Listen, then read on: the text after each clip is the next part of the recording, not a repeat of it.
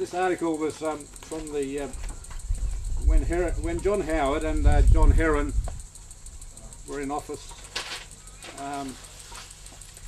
When Heron was off Aboriginal Affairs Department, he and John Howard at the time, when it was sensitive, were talking about, don't worry about the stolen generation, there's only 3% stolen anyway, or 10%, and which got up my goat a bit, and I thought, that's no good. So I replied to that in the Herald Sun in Melbourne, and we got a lot of radio play, and this is the actual letter, but it doesn't really reflect just to us in the mission or myself.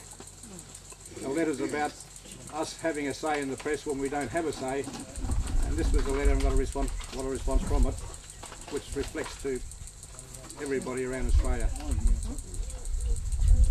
Sid had asked me to read this for you, and I feel quite honoured. After looking at it, and looking at it quickly going through it, I thought, my God, this is hard hitting. It goes like this. I was stolen from my mother's back. Recent articles highlighting the federal government's, and particularly John Heron's, belief that the stolen generation of Indigenous children is a myth is an insult to those living and dead who were stolen from their families.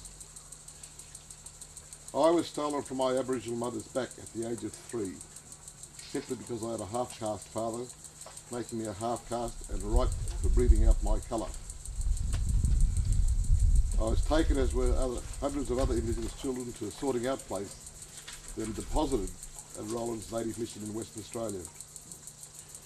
Here we were used as slave labour to work the farms that kept the white mission owners in the lifestyle to which they were accustomed. This meant that boys were offered up at 5 AM to labour for 3 hours before school, then another 2 hours after school. We worked full days every weekend, packing boxes for the mission's business activities. Many of my mission sisters were farmed out to white families as servants. We all suffered regular episodes of violence. One minute, Mr. Howard and Mr. Heron would have the community believe that this was all for our own good. No one was stolen, only taken from a dysfunctional family, ignoring the laws and regulations of past governments that showed a formal policy of forced removal to ensure the assimilation of natives. The next minute they say that yes, there were some children stolen, but this only affected some 10% of families, therefore the word generation is not correct. Apart from being typically insensitive towards those of us who were stolen from our families, Mr. Heron and Mr. Howard were wrong. There are many generations of Indigenous families affected by former government policies of forced removal. These policies started around 1860 and continued until the 1960s. That's some 100 years of family trauma repeated around Australia.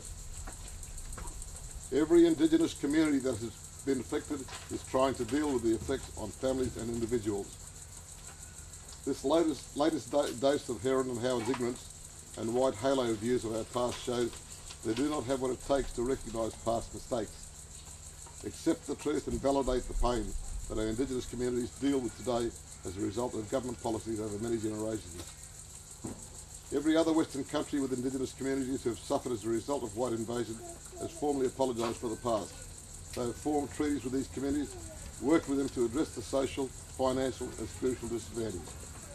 The Queen's deliberate raising of Indigenous issues many times during her recent visit indicates she wishes Mr. Howard would do the right thing. Sid Jackson. That's it. Thanks very much.